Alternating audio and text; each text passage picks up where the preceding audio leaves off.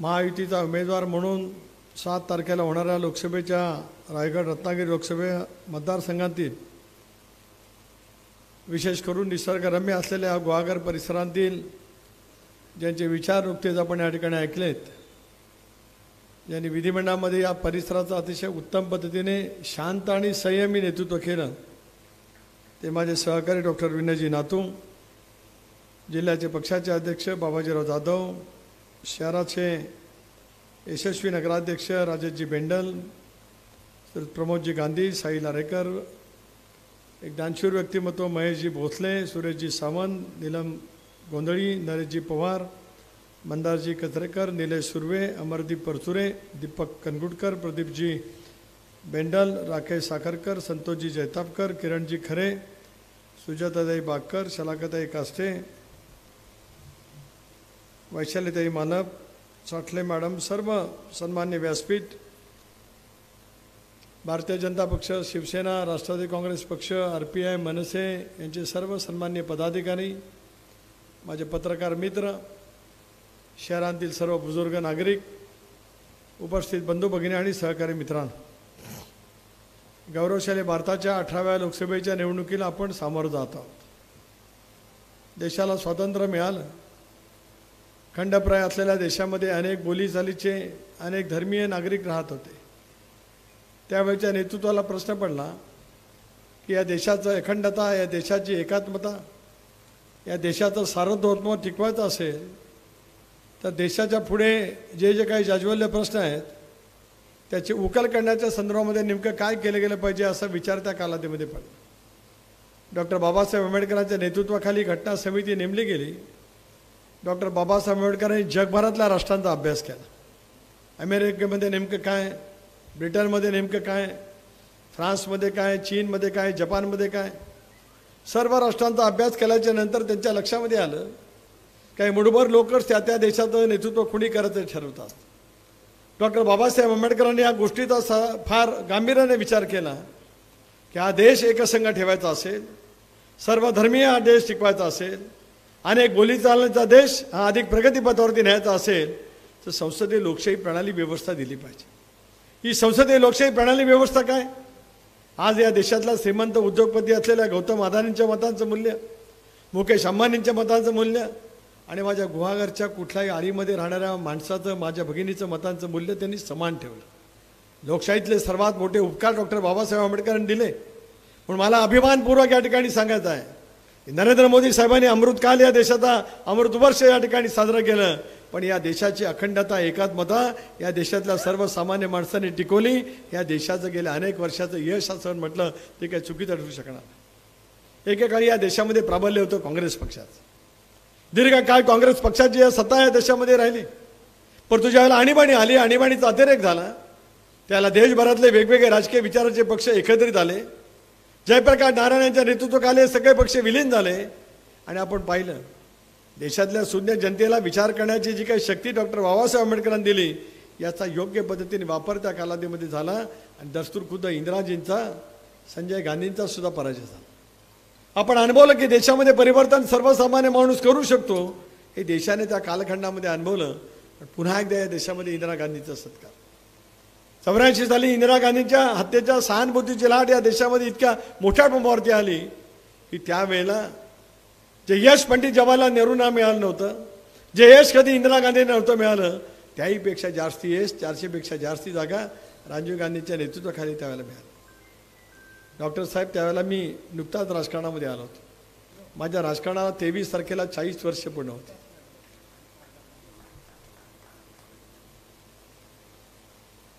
Barrister Antule साहेबांनी त्याला लोकसभेची निवडणूक लढवली. मी युवक काँग्रेसचा अध्यक्ष झालो होतो. पण 85 सालामध्ये त्याला काँग्रेसकडे एकेका जागेसाठी 50-50 अर्ज होते.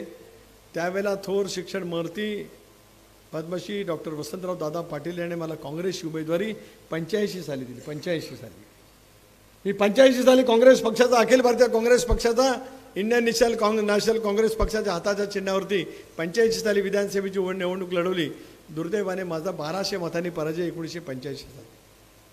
माझ्या सांगण्याचा मतितार्थ असा की 19 सालामध्ये ज्यावेळेला देश पुन्हा एकदा लोकसभेच्या निवडणुकीला समोर गेला त्याला या देशामध्ये कुठल्याही राजकीय पक्षाला बहुमत मिळालं नाही. जनता पक्ष त्यावेळेला होता, विश्वनाथ प्रताप सिंगाच्या नेतृत्वाखाली त्यांना सर्वाधिक जास्ती जागा मिळाल्या, पण बहुमताचा आकडा मिळाला.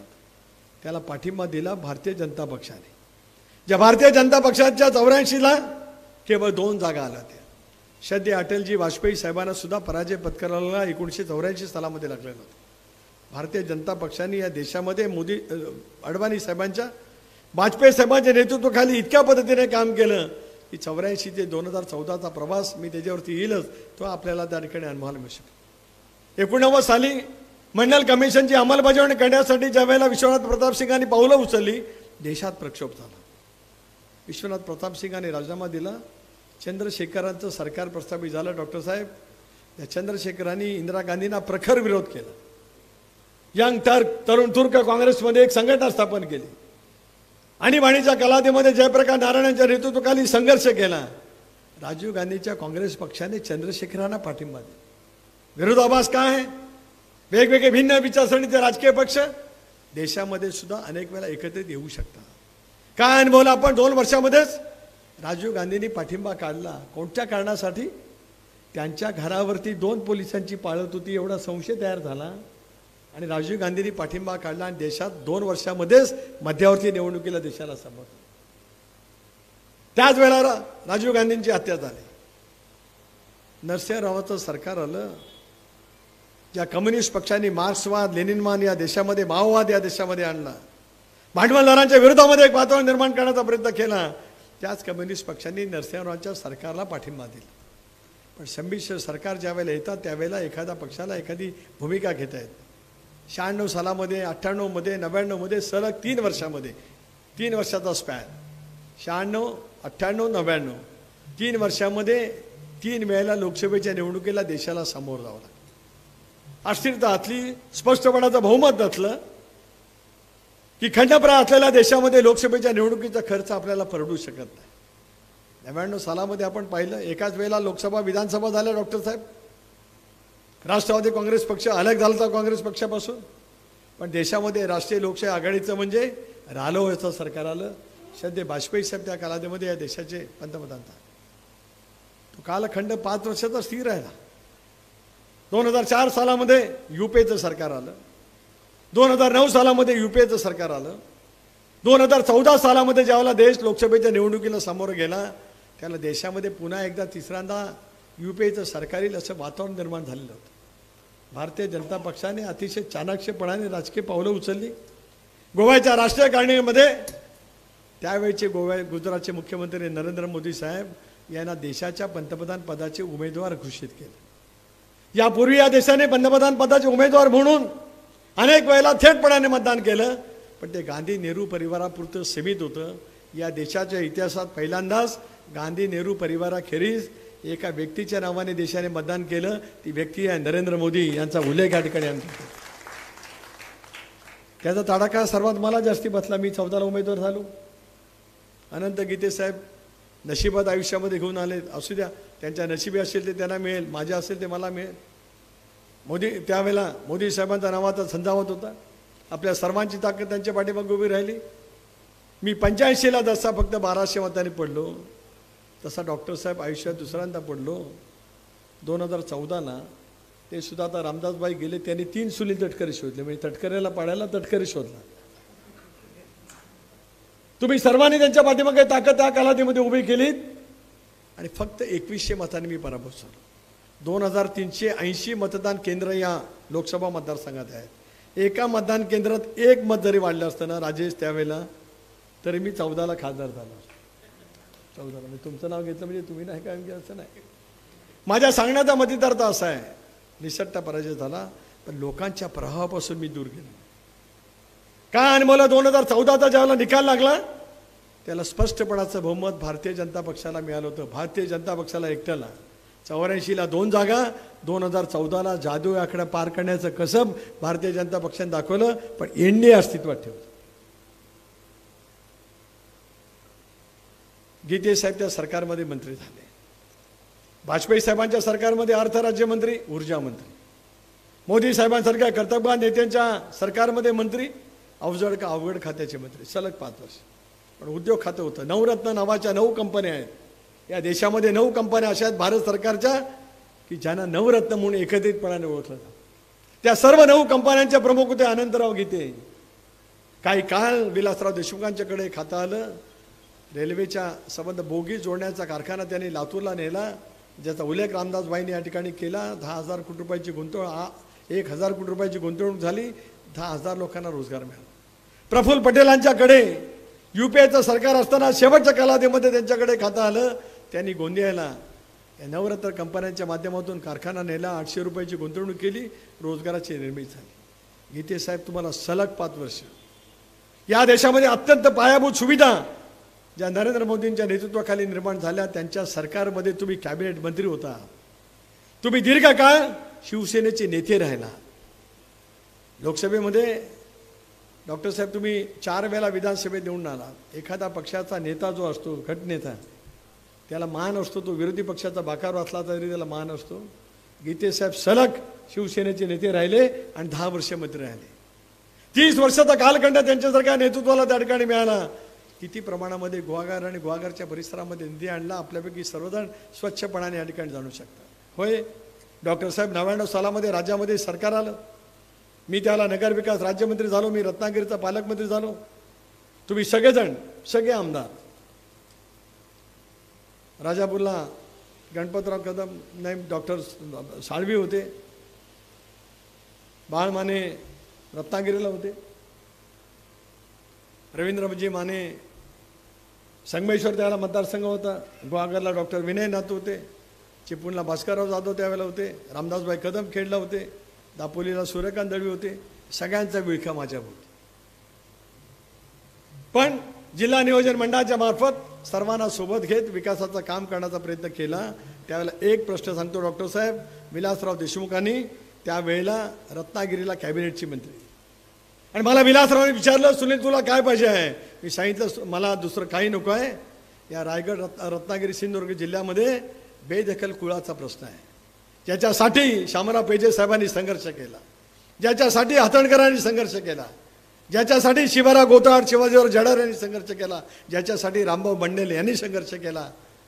विलासरावांना मी सांगितल्यानंतर कायद्यामध्ये बदल केला, महसूल कायद्यामध्ये बदल केला आणि बेदखल कुळाचा प्रश्न सोडवला. त्याला मला खारीचा वाटा उचलता आला, हे मला नम्रतापूर्वक या ठिकाणी सांग. त्या 5 वर्षाच्या कालावधीमध्ये सुशीलकुमार मुख्यमंत्री झाले आणि कोकणाला स्वतंत्र पॅकेज आम्ही आणलं. वाडी जोड रस्ता, साकाव कार्यक्रम, हा त्या कालावधीमध्ये आणण्याची प्रखरतेने भूमिका या जिल्ह्याचा पालकमंत्री म्हणून मला घेता आली. त्यावेळेला 750 कोटी रुपये, आज आता ते 6,500 कोटी होती. 10 पट रुपयाचं वर्गीकरण मांडलेलं आहे.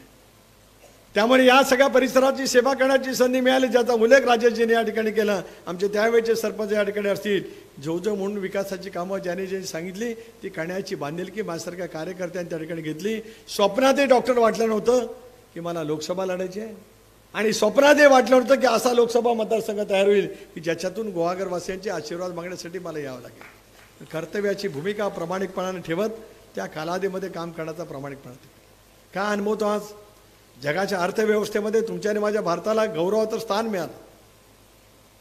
विकसित राष्ट्रांच्या मालिकेमध्ये आज तुमचा आणि माझा भारत आता योग्य रीतीने त्या ठिकाणी आहे. शेजारच्या राष्ट्रांची, मग पाकिस्तान असेल, बांगलादेश असेल, इतर काय राष्ट्र असतील, चीन असेल, या देशाकडे वाकड्या नजरेने बघण्याची हिंमत नाही. हे नरेंद्र मोदींचं कर्तृत्व आज जगाच्या पाठीवरती अधोरेखित झालेलं आपल्याला पाहायला मिळू शकतं. त्याही वेळेला परकीय हल्ले होत होते. देशामध्ये सुद्धा अंतर्गत सुरक्षेच्या होतेमध्ये वेगवेगळे प्रश्न निर्माण केले जात होते. गेल्या 10 वर्षामध्ये ते थांबले. काय नेमका 370चं कलम आहे. डॉक्टर बाबासाहेब आंबेडकरांनी संविधान देत असताना अनेक कलमं निर्माण केली. 370 कलम असं ठेवलं की एखादी चमत्कारिक परिस्थिती निर्माण झाली, एखादी देशाच्यासाठी परिस्थिती निर्माण झाली, तर केंद्र सरकारला 370 कलमाचा वापर करत काही कायदा त्या ठिकाणी करता येऊ शकतो. काश्मीरमधलं वातावरण निर्माण झालं होतं. शेख अब्दुल्ला त्यावेळेला काश्मीरचे मुख्यमंत्री होते, इंदिरा गांधी त्यावेळेला पंतप्रधान होत्या. त्यांच्यात करार झाला आणि त्या करारातून 370 कलम अंमलात. काय 370 कलम सांगते? काश्मीरला आजही आपण स्वर्ग म्हणतो. त्या काश्मीरमध्ये बाहेरच्या उद्योजकांनी जाऊ नये, बाहेरच्या कोणी भांडवलदारांनी त्या ठिकाणी जाऊ नये, कोणी बाहेरच्या व्यक्तीने काश्मीरपेक्षा अधिक व्यक्तीने जाऊन त्या ठिकाणी जमीन खरेदी करू नये. काश्मीर पुरता सीमित ते राहिलं पाहिजे. हा करार त्यावेळेला झाला आणि तो काही कालावधीपुरती होता, पण ते तसंच राहिलं. 370 कलम लागलं म्हणून देशातल्या कुठल्याही राज्यामध्ये काय त्याचा परिणाम झाला का? अल्पसंख्याक समाजावरती त्याचा काय परिणाम झाला का? शून्य परिणाम झाला. मोदी साहेबांनी 370 कलम उठवलं. जम्मू काश्मीरला पायाभूत सुविधा निर्माण झाल्या. ईशान्य भारत, हिमालयाच्या कुशीत बसलेला ईशान्य भारत, ज्या ठिकाणी आदिवासी विभाग मोठा राहतो, स्वातंत्र्याच्या नंतर 2014च्या नंतर मोदींच्या नेतृत्वाखाली गडकरी साहेबांनी इतक्या पायाभूत सुविधा केल्या. आसाम असेल, मणिपूर असेल, ईशान्य भारतातले सगळे राज्य असतील, त्या ठिकाणी आज सहजगत्या कुठे आपण त्या ठिकाणी जाऊ शकतो आहोत. इतकं काम गेल्या 10 वर्षामध्ये त्या ठिकाणी.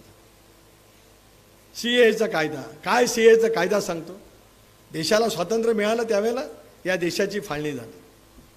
शेजारचा राष्ट्र पाकिस्तान, बांगलादेश, अफगाणिस्तान, नेपाळ यामध्ये जे काय त्यावेळेचे हिंदू गेले, शीख गेले, ख्रिश्चन गेले, बौद्ध गेले, जैन गेले, ते त्या राष्ट्रामध्ये अल्पसंख्याक आहेत.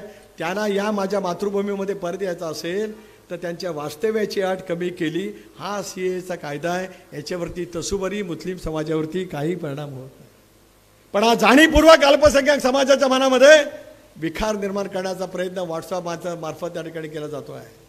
संविधान बदललं जाणार या पद्धतीचं बोललं जात आहे. ही 27 राजकीय पक्षांची आघाडी I.N.D.I.A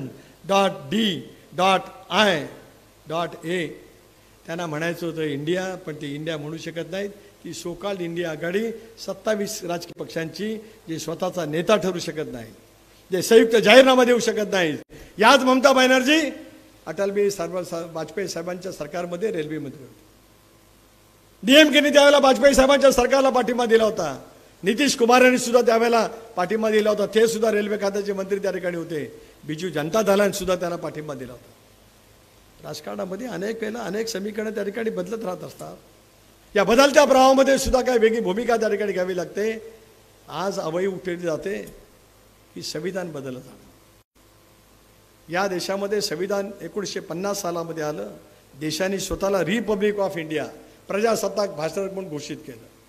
50 ते 2015, 50 अधिक 15 65 वर्ष दीर्घकाळ काँग्रेसचं राज्य राहिलं, पण कधी संविधान दिन साजरा झाला नाही. नरेंद्र मोदी पंतप्रधान झाले आणि त्यांनी संविधान दिन साजरा करण्याचा केंद्र सरकारचा निर्णय केला. त्यांच्याबद्दलच बोललं जातं की संविधान बदलणार आहे.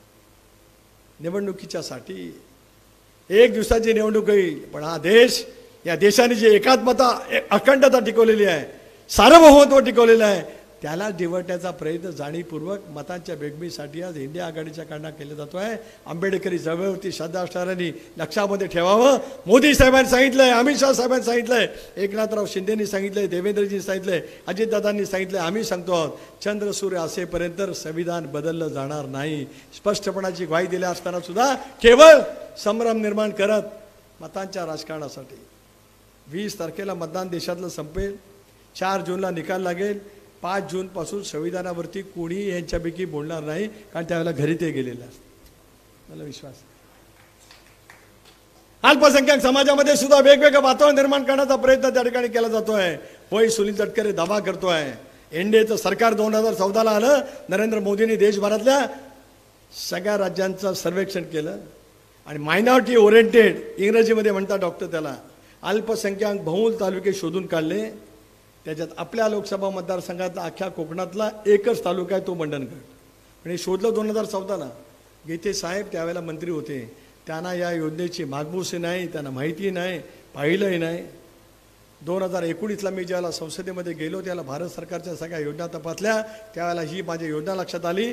त्या मंडणगड तालुक्यात याच मोदी सरकारकडून किमान 10 कोटी रुपयाचा निधी या सुनील तटकरेंनी आणला, जी योजना मोदी सरकारने अवई उठवली जाते. जाणीवपूर्वक या संदर्भामध्ये समाजामध्ये, धर्मामध्ये अंतर निर्माण करण्याचं काम दुर्दैवाने केलं जात आहे. याच्यापासून सावध होण्याची गरज. मोदी साहेब 2047 बोलतात. अनेकांना प्रश्न पडतो 2047 काय बोलतात. तुमच्या आणि माझ्या या भारताला, स्वतंत्र भारताला 2047ला 100 वर्ष पूर्ण होईल, शतक पूर्ण होईल स्वातंत्र्याचं. त्याचा रोडमॅप आज तयार आहे. ते म्हणतात की 2047ला मी असे नसेन, पण इतक्या दूरचं स्वप्न बघणारा, दूरदृष्टी असलेला नेता ज्यावेळेला पुढचा रोडमॅप पुढच्या 5 वर्षाचा 2047चा ठरवतो, याच्यापेक्षा या देशाचं दुसरं भाग्यरेखा कुठली असू शकेल. त्याच्यामुळे एनडीएमध्ये आम्ही सहभागी होण्याचा निर्णय घेतला. होय, आज तुम्हाला पहिल्यांदा डॉक्टर साहेब घड्याळाच्या चिन्हावरती बटन दाबावं लागणार आहे. शेजारी शेखर नेकवांच्या मतदारसंघातील राष्ट्रवादीच्या कार्यकर्त्यांना नारायण राणेसाठी कमळ चिन्हावरती बटन दाबावं लागणार. माझ्या जिल्ह्यामध्ये पलीकडच्या बाजूला मावळ, कर्जत, पनवेल आणि उरण या मतदारसंघामध्ये श्रीरंग बांधण्यासाठी आम्हाला धनुष्यबाणावरती बटन दाबणार. किंवा घडते. मी सांगितलं की आघाडीच्या राजकारणाची अपरिहार्यता असतेच. नाहीतरी काय पाहिलं आपण 2019 सालामध्ये हे राज्य ज्यावेळेला आपण विधानसभेच्या निवडणुकीला समोर गेलो त्यावेळेला शिवसेना आणि भारतीय जनता पक्षाची युती झाली होती. राष्ट्रवादी काँग्रेस आणि आमचे मित्र पक्ष आम्ही निवडणूक लढलो होतो. काय आले निवडणुकीचे कौल? 105 जागा भारतीय जनता पक्षाच्या कमळ चिन्हावरती, 57 जागा शिवसेनेच्या धनुष्यबाण चिन्हावरती, सरळ 162 अधिक दोघांचे आमदार 175चा आकडा त्या ठिकाणी होता. परंतु सरकार स्थापन झालं. का नाही झालं, कशासाठी नाही झालं? पण एक डॉक्टर नक्की 19 पासून नाही 14लाच मी 14ला प्रदेश राष्ट्रवादी काँग्रेस पक्षाचा अध्यक्ष होतो. निवडणुकीचे निकालाच्या वेळेला आम्ही साहेबांच्या म्हणजे पवार साहेबांच्या घरी होतो. मी होतो, प्रफुल्ल पटेल होते, अजितदादा होते, छगन भुजबळ साहेब होते. निवडणुकीचे निकाल हाती येत होते आणि जवळपास भारतीय जनता पक्षाला 120-122 जागा मिळतील असं जवळपास स्पष्ट झालं होतं. मला आणि प्रफुल्लभाईंना सांगण्यात आलं की बाहेर जाऊन आम्ही प्रेसला सांगावं की आमचा पाठिंबा भारतीय जनता पक्षाला आहे. आम्ही पाठिंबा जाहीर केला. भाजपनी पाठिंबा मागितला नव्हता, आम्हाला घाई झाली पाठिंबा द्यायची. नरेंद्र मोदी साहेब ज्यावेळेला देवेंद्रजींच्या सरकारचं शपथविधी घ्यायला वानखेडे स्टेडियमवरती आले त्याला आम्हाला सन्मानपूर्वक व्यासपीठावरती बसवलं. मी होतो, दादा होते, भुजबळ होते, प्रफुल्ल पटेल होते. वानखेडे स्टेडियमवरती शपथविधी झाला त्यावेळेला आम्ही होतो. 2016-17ला सरकारमध्ये सहभागी होण्याचा निर्णय पक्षांनी घेतला. मी प्रदेशाध्यक्ष म्हणून देवेंद्रजींजवळ वाटाघाटी केल्या. 6 महिने आमची मंत्रिपदं ठरली, पालकमंत्रीपदं ठरली, खाती ठरली, लोकसभेच्या जागांचं वाटपही ठरलं. शेवटच्या निर्णयासाठी अमितभाईंच्याकडे गेलो. अमितभाईंनी मला सांगितलं, साहेबांनी सांगा सुनील काय ठरलं ते. सगळं मी सांगितलं. अमितभाई बोले, तटकरेजी शिवसेना अंदर रहेगी. आज उद्धव ठाकरे टीका करतात मला कळू शकत नाही, पण मी शपथ घेऊन सांगतोय, शिवाजी महाराजांची शपथ घेऊन मी सांगतो. याच्यातलं एक वाक्य असत्य असेल, कुणी त्या बाबतीमध्ये जे बोलायचं असेल ते बोलावं. अमितभाईने अट सांगितली, शिवसेना अंदर रहेगी, आपको आना है तो आ जाइए, वो शिवसेना उनका तय करेंगे, लेकिन वो अंदर रहेगी. आज टीका केली जाते भारतीय जनता पक्षावरती. आम्हाला शिवसेना त्यावेळेला सत्तेत नको हवी आम्हाला, म्हणून त्यावेळेला समीकरण जमलं नाही. तर आपलं 19ला जमलं नाही जमलं. पण आज आवाज निर्माण केला जातो की आम्ही काहीतरी वेगळं केलं. नाही, 14 पासून 19 पर्यंत आणि 19च्या नंतर सुद्धा का देवेंद्रजीची आणि अजितदादाची शपथ झाली, का या राज्यामध्ये राष्ट्रपती राजवट लागली, मी त्याचा साक्षीदार आहे. राष्ट्रपती राजवट लागण्याचा प्रस्ताव आमच्याकडनं होता आणि नरेंद्र मोदी साहेबांचं मन मोठं, अमितजींचं मन मोठं, त्यांनी एका व्यापक हितासाठी त्याला ऐकलं आणि मग राष्ट्रपती राजवट उठली. देवेंद्रजी आणि दादांचं सरकार आलं, ते टिकलं असतं महाराष्ट्राचं आणखीन वेगळं राजकारण झालं असतं. ठीक आहे, राजकारणामध्ये अनेक फेरबदल होत असतात. नंतर आम्ही निर्णय घेतला. संघराज्याच्या कल्पनेमध्ये डॉक्टर बाबासाहेब आंबेडकरांनी स्पष्टपणे कर्तव्य लिहिली. केंद्र सरकारची कर्तव्य, राज्याची कर्तव्य आणि 2 केंद्र आणि राज्याने समन्वयाने काय काम करायचं. आज राष्ट्रीय पेयजल जलजीवनची योजना आहे.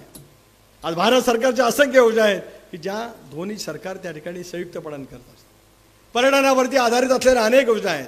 मच्छीमार बांधवांच्या जेटीच्यासाठी आज सागरमाला नावाची योजना त्या कालावधीमध्ये करण्यामध्ये आली. आज त्याच्यामुळे माझ्या लोकसभा मतदारसंघात हरणे पास पंढरी, जीवना कोळीवाडा, जीवना मुळगाव, भरटकोल, आदगाव, पलीकडचं दिघी, अगरदांडा, वेशवी, अक्षी अशा सगळ्या जेटींची 1000 कोटी रुपयाची डॉक्टर साहेब कामं चालू आहेत. केवळ नरेंद्र मोदींनी सुरू केलेलं सागरमाला योजनेअंतर्गत त्या ठिकाणी सुरू आहे. शेवटी विकासाचं स्वप्न मनामध्ये ठेवत स्वर्गीय चव्हाण साहेबांनी आम्हाला विचार दिला की बहुजनांच्या हितार्थ आपण सरकारमध्ये असलं पाहिजे. त्या बहुजन समाजाचा व्यापक हित लक्षामध्ये ठेवत आम्हाचा सरकारमध्ये सहभाग झाला आणि आज सरकार गतिमान पद्धतीने त्या ठिकाणी. अल्पसंख्याक समाजामध्ये वेगळा निर्माण करण्याचा प्रयत्न केला जातो. होय, मी आज सांगतोय, मौलाना अब्दुल कलाम आझाद आर्थिक विकास महामंडळाचं भाग भांडवल वाढवावं, त्याला राज्य सरकारने गॅरंटी द्यावी. नवाब मलिक त्यावेळेला मंत्री होते, अजितदादा उपमुख्यमंत्री, प्रस्ताव गेला, त्यावेळेच्या मुख्यमंत्र्यांनी नाकारला. आज एकनाथराव शिंदे देवेंद्रजी आहेत, तोच प्रस्ताव पुन्हा नेला क्षणभराचा विलंब न लावता देवेंद्रजींनी सही केली, मुख्यमंत्र्यांनी सही केली. आज मौलाना अब्दुल कलाम आझाद आर्थिक महामंडळाचं भागभांडवल 800 कोटी रुपयाचं झालं आणि सरकारने त्याला पहिल्यांदाच स्थापन झाल्यापासून शासकीय हमी त्या ठिकाणी. मग बोर्डाच्या कायद्यामध्ये बदल करण्याची भूमिका घेतली गेली. अल्पसंख्याक निधी मोठ्या प्रमाणावरती वाढवण्यात आला. मग या सरकारला अल्पसंख्याक विरोधात म्हणायचं की पूर्वीचं होतं? गीते साहेब 2009 सालामध्ये ज्याला तुम्ही नवीन रायगड लोकसभा मतदारसंघामध्ये अस्तित्वात आला त्याला बॅरिस्टर अंतुलेंना तुम्ही हिरवा साप म्हणालात. ज्या अंतुलेंनी महाराष्ट्र घडवला, महाराष्ट्राचे मुख्यमंत्री झाले, त्यांची संवाना तुम्ही हिरवा साप म्हणून केलीत. निवडणुकीच्या राजकारणासाठी जातीयवादी कसं वाक्य बोललं जातं याचं उदाहरण गीते साहेब तुम्ही, याचा उल्लेख राजेशने या ठिकाणी केला. 103-104 वर्षापूर्वी कुणबी समाजवादी संघाची स्थापना त्या कालावधीमध्ये मुंबईत झाली. त्यावेळेला देश पारतंत्र्यात होता. पण बहुजन समाजाचं मुंबईमध्ये संघटना व्यापक पद्धतीची असावी. कोकणामध्ये कुणबी समाजवादी संघ स्थापन झाला. शामराव पेजे साहेब ज्याला नेतृत्व करत होते ते असतील, लक्ष्मणराव हातणकर असतील, शिवाजीराव गोत्याळ, जड्यार, रामभाऊ बेंडल साहेब, मामी भुवड, तुबा कदम, शांतारामभाऊ फिलसे, ग स कातकर, दादासाहेब सानप, बाबूराव बोनकर प्रबुद्ध नेत्यांनी समाज घडवला.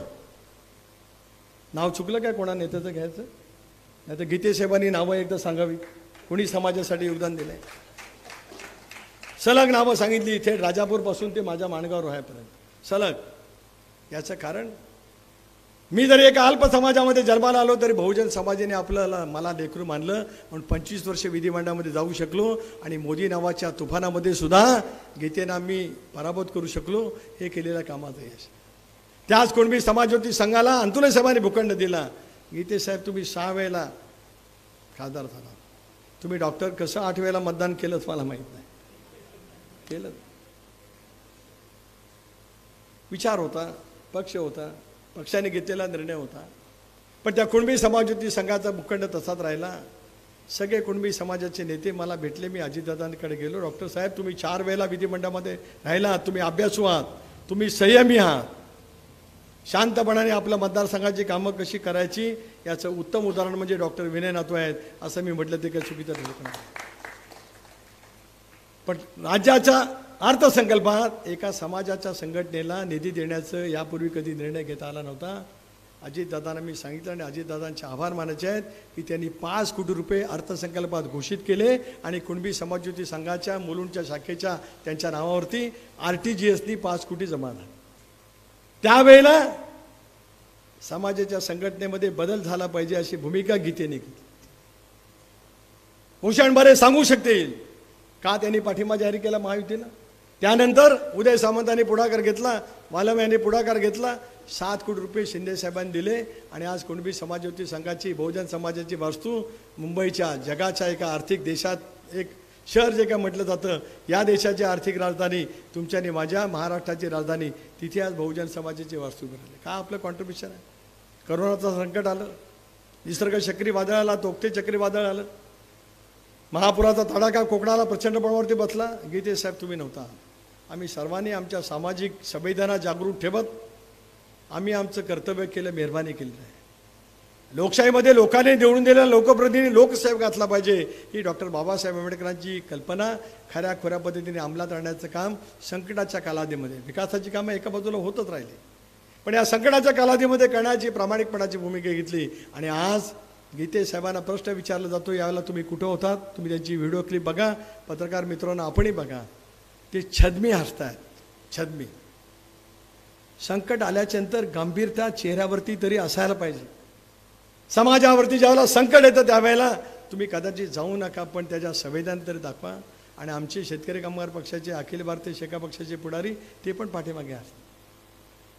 बघा आपल्यापैकी कोणी, मी सांगतो त्यातलं एक वाक्य कधी चुकीचं असेल मला 5 वर्षामध्ये मी सांगू शकतो. या ठिकाणी माझा गुहागरचा संपर्क कमी झाला, मी नाकारत नाही, कारण माझ्या 40 वर्षामध्ये असं कधी घडलं नाही. पण त्याच्या 2 वेळेला 2 वर्ष करोनामुळे गेली. पण ज्याचा CRJचा उल्लेख खरे साहेबांनी या ठिकाणी मांडला किंवा राजेश नगराध्यक्ष होते त्यावेळेला मांडला, ग्रीन ट्रिब्युनलकडे कोणतरी गेला आणि एक प्रश्नचिन्ह निर्माण झालं. संबंध गुहागरच जे ऐतिहासिक शहर आहे, ज्या शहराला एक वेगळ्यापैकी पार्श्वभूमी आहे, इतिहासीय आणि भूगोलीय आहे आणि भविष्यसुद्धा आहे, त्या शहरातल्या सगळ्या इमारतीच्या वरती आणि व्यवसायावरती प्रश्नचिन्ह निर्माण झालं. मला जेवढी शक्य झाली तेवढी मदत करण्याचा मी प्रयत्न केला. आता CRZ कायद्यामध्ये सुद्धा याच भारत सरकारने बदल केले आणि आता काही प्रमाणात का होईना आपल्याला रिलीफ मिळाला. शब्द देतो, दुसऱ्यांदा लोकसभेमध्ये पाठवा, आपल्याला अभिप्रेत असलेलं काम भारत सरकारकडनं सुनील गडकरी करेल हा विश्वास सुद्धा या ठिकाणी यानंतर मी देऊ इच्छितो. गडकरी साहेब आल्यानंतर पायाभूत सुविधा या राज्यामध्ये झाल्या. अनेक वर्ष एकेकाळी बॅरिस्टर अंतुले साहेबांनी 61-81 प्लॅन बनवला. म्हणजे VR काय, ODR काय, MDR काय, स्टेट हायवे काय, सगळं तुम्हाला पाठ आहे. मी नव्याने सांगण्याची गरज नाही, तुमचाही अभ्यास गाढ आहे. या राज्यातल्या अनेक रस्त्यांना गडकरी साहेबांनी नॅशनल हायवेचा दर्जा दिला. त्याच्यातून आपला हा विजापूर ते गुहागर रस्ता आहे, त्याच्यातून पंढरपूर ते अंबडवे गाव डॉक्टर बाबासाहेब आंबेडकरांचं मंडणगड तालुक्यातलं त्याला दर्जा दिला. असे असंख्य रस्ते या राज्यातील आहेत ज्याला गडकरी साहेबांनी दर्जा दिला.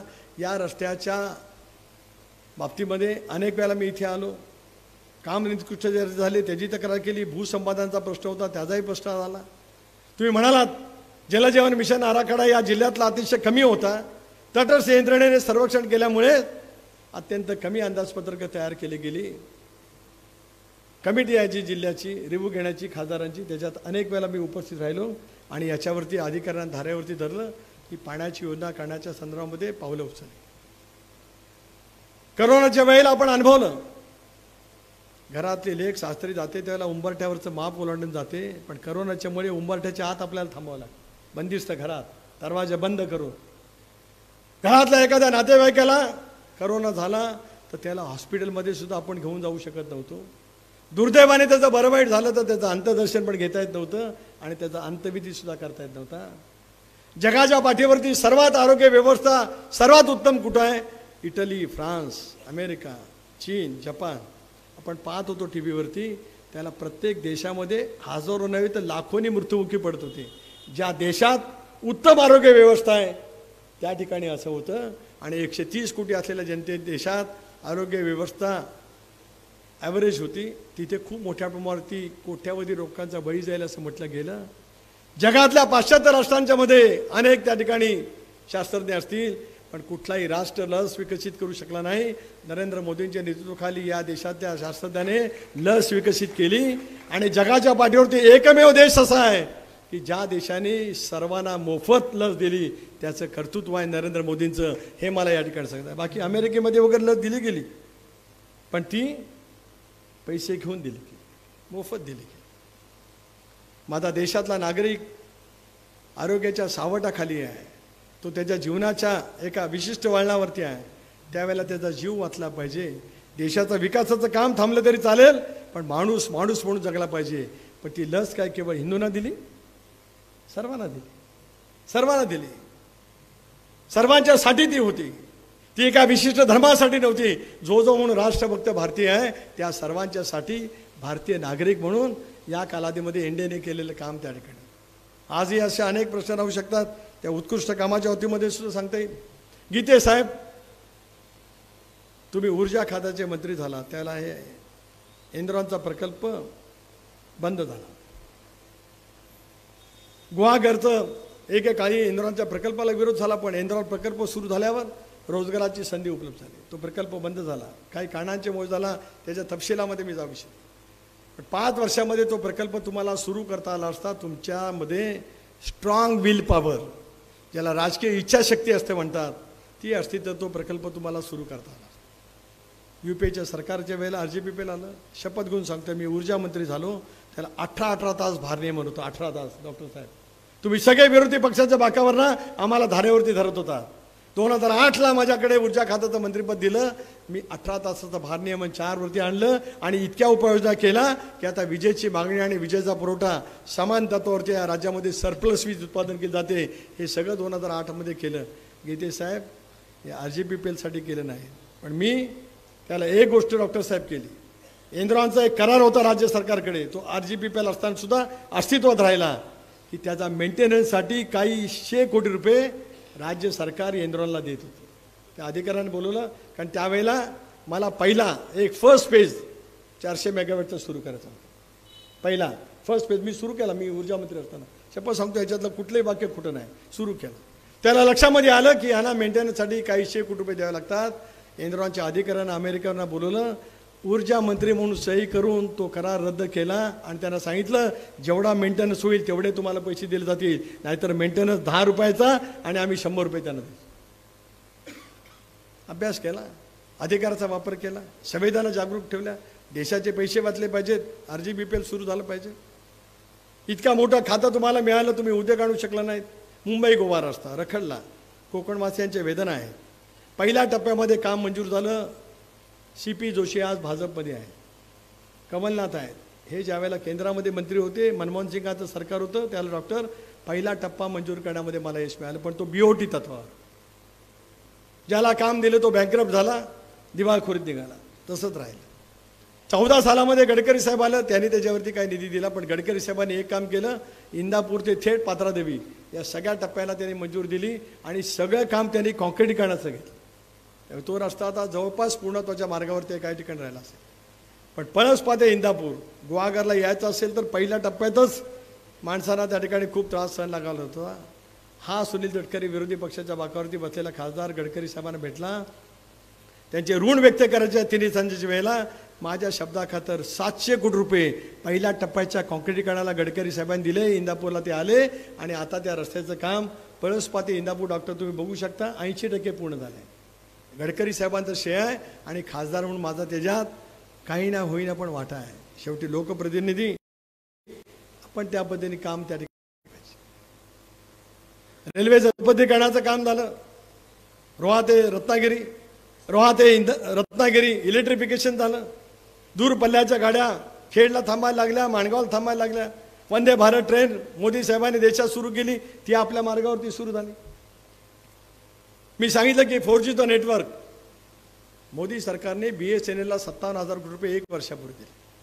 आपण अनुभवलं BSNL त्या करोनामध्ये 1 वर्ष वाया गेलं मुलांचं, कारण त्यावेळेला ऑनलाईन अभ्यास करत होता, पण आपल्याकडे नेटवर्क होतं. डॉक्टर खासदारांना अधिकार दिले देशाच्या सरकारने. माझ्या गुहागर ते माझा मतदारसंघ खारपाड्यापर्यंत आहे, म्हणजे खारपाडा गेलं की आपटा लागतं, पलीकडे पनवेल तालुका त्या ठिकाणी सुरू होतो आणि अलिबागच्या टोकापर्यंत. या सगळ्या 6 तालुक्यांतील जिथे जिथे टॉवर्स पाहिजे त्याची यादी माझ्या सहीने दिली, भारत सरकारने मान्य केली, त्याचं टॉवरचं काम सुरू झाले आहेत.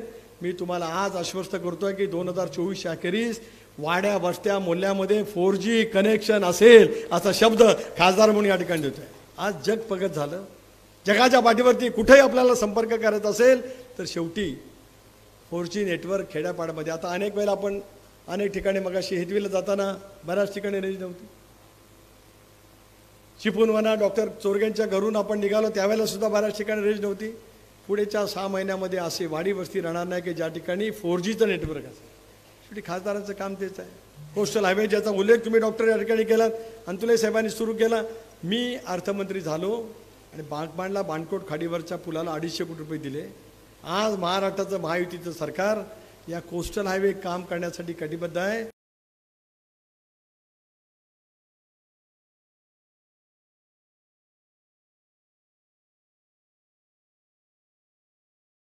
म्हणून दिल्लीला अनेक वेळेला गेला, परवानगी मिळाली आणि आता 10,000 कोटीच्या पुलाच्या कामाची सुरुवात झाली. पुढच्या 3 वर्षामध्ये सागरी महामार्ग पूर्ण होईल. आज गुहागरला पर्यटनाच्या क्षेत्रामध्ये एक उंची मिळालेली आहे. सागरी महामार्ग पूर्ण झाल्यानंतर हेच गुहागर पर्यटनाच्या क्षेत्रावरती अधिक पुढे गेलेला असेल. त्यावेळेला CRZ सुद्धा आपल्याला अभिप्रेत असलेला बदल त्या ठिकाणी पाहायला मिळेल. RGBPL इथं आलं. एकेकाळी शेजारच्या ग्रामपंचायतींना कर दिला जात होता, स्थानिकांना रोजगार मिळत होता. आता हे काहीतरी तिथे कोकण LNGचा प्लांट चालू आहे. थोडंसं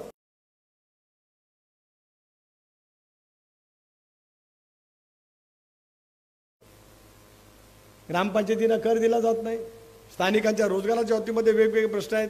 मगाशी काही मनसेचे पदाधिकारी म्हटले, ते म्हणाले आता काही कामगार कमी केले जाणार आहेत. आपल्याला आश्वस्त करतो, दुर्लक्ष कमी मधल्या कालावधीमध्ये कमी संपर्क झाला. यापुढे आदितीच्या शिवधन मतदारसंघापेक्षा 1 पाऊल जास्ती गुहागरसाठी लक्ष असेल असा शब्द सुद्धा करतो. इथल्या कबड्डीच्या सामन्याला मी आलो होतो, कबड्डीचं ना कधी. मी आज राज्य कबड्डी असोसिएशनचा उपाध्यक्ष आहे. AKFI म्हणजे ऑल इंडिया हौशी कबड्डी फेडरेशनचा सुद्धा मी उपाध्यक्ष. शेवटी क्रीडा कला नैपुण्य. मी चिपळूणला 86व साहित्य संमेलन भरवलं डॉक्टर. 86व मी फक्त राजकीय क्षेत्रामध्ये काम केलं नाही, मी अखिल भारतीय साहित्य संमेलनाचाही स्वागताध्यक्ष राहिलो. मच्छिंद्र कांबळे ज्यावेळेला नाट्य परिषदेचे अध्यक्ष होते त्यावेळेला अखिल भारतीय नाट्य संमेलन मी रोहायला भरवलं 81चा, त्याचाही मी स्वागताध्यक्ष राहिलो. महिला संमेलन भरवलं गेलं अखिल भारतीय, त्याचा मी स्वागताध्यक्ष राहिलो. कोकण मराठी साहित्य परिषद डॉक्टर मधु मंगेश कर्णिक पद्मश्री आहेत, त्यांनी अनेक वेळेला साहित्य संमेलन भरवली, त्याचाही मी स्वागताध्यक्ष राहिलो. राजकारण राजकारणाच्या ठिकाणी असतं, पण त्याच्या पलीकडे जग आहे, त्याच्या पलीकडे विश्व आहे. कला क्रीडा क्षेत्रामध्ये सुद्धा त्याच पद्धतीने लोकप्रिय लक्ष दिलं पाहिजे. आणि मी 86 अखिल भारतीय साहित्य संमेलन ज्या वेळेला चिपळूणला भरवलं, 4 दिवस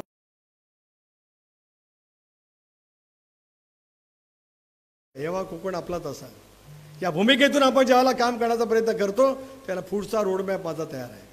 गेली 40 वर्ष सार्वजनिक जीवनामध्ये काम करत असताना केवळ विकास याच मुद्द्यावरती मी तरलो, जगलो, वागलो. जीवात कुडी जीव असेपर्यंत समाजाची सेवा अविरतपणाने करणं या सिद्धांतावरती पुढे काम करत राहील. आणि त्याच्यातून भारत सरकारच्या, राज्य सरकारच्या ज्या ज्या काही योजना आणण्याच्या संदर्भामध्ये पावलं उचलायची असतील ते उचलण्याचं काम माझ्याकडनं प्रामाणिकपणाने होईल. मला सगळ्या योजनांची माहिती आहे.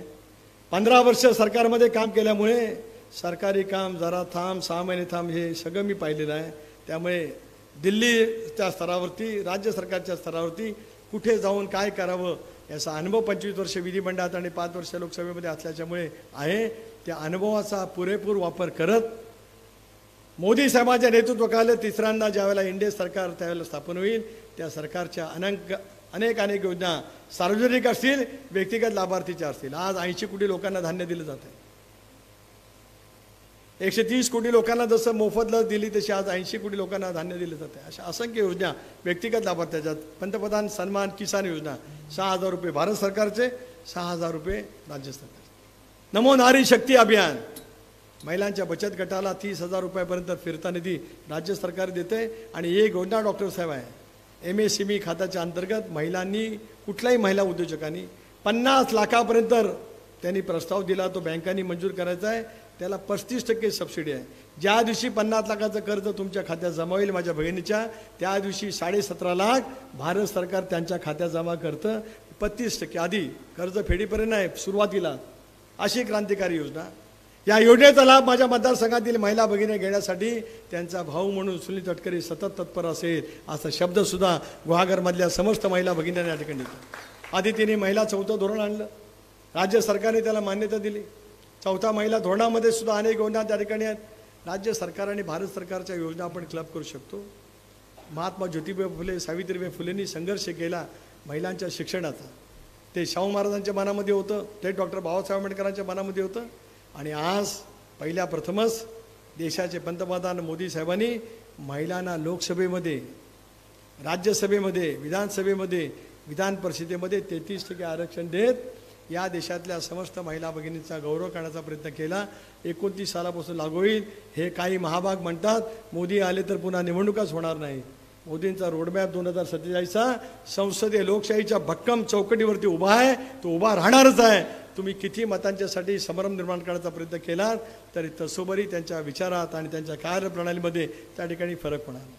अशा या परिस्थितीमध्ये आज खरं आहे की तुम्हाला पहिल्यांदाच मतदान करावं लागेल.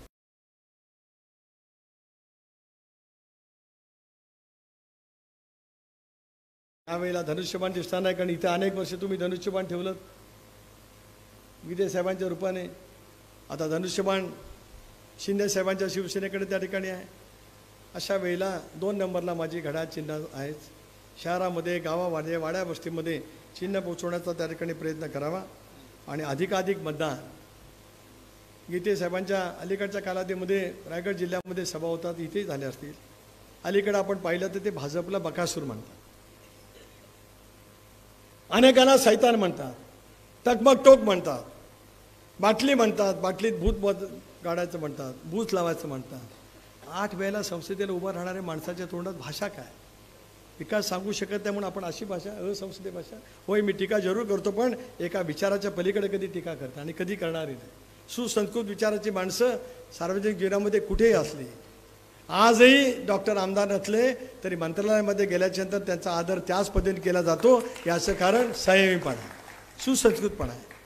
शेवटी राजकारणामध्ये अनेक वेळेला चढ उतार होत असतात, पण तुम्ही काय पद्धतीने समाजासमोर वावरता ह्या साऱ्या काही गोष्टी तुम्हाला त्या ठिकाणी अनुभवायला मिळतात. स्वच्छपणाची माझी भूमिका आहे, रोडमॅप तयार आहे, त्या माध्यमातून अखंडपणाने सेवा करण्याचं काम नक्कीच केलं जाईल. एकदा दुसऱ्यांदा संधी द्या, या संधीचं सोनं करत गुहागरचं पूर्णपणाचं चित्र बदलण्याच्या दृष्टीतून ज्या ज्या म्हणून सूचना आपल्याकडनं येतील त्या प्रत्येक सूचनांचं अंमलबजावणी करत दोन्ही सरकारच्या योजनांचं सांगड घालण्याचं काम आणि व्यक्तिगत असतील सार्वजनिक हिताची कामं असतील ती करण्याच्या संदर्भामध्ये सुद्धा पावलं उचलली जातील एवढा शब्द देतो. इतका वेळ झाला असताना सुद्धा गुहागरमधले सगळे नागरिक, माझं लक्ष आहे, अनेक वेळेला मी सभा पाहतो, भाषण शेवटचं लांबलं की माणसं उठून जातात, कोणी इथं उठलं नाही. याचा अर्थ मी बोललेलं रुचलं असं मी मानतो आणि जे रुचलेलं आहे ते मतामध्ये परिवर्तित व्हावं एवढी हात जोडून विनंती करतो. आपल्या सर्वांचे आभार मानतो आणि ऋण आयुष्यभर मनामध्ये ठेवत आपल्या सगळ्या परिसराची सेवा करण्यासाठी कटिबद्ध आहे एवढा विश्वास देतो आणि थांबतो. जय हिंद, जय महाराष्ट्र.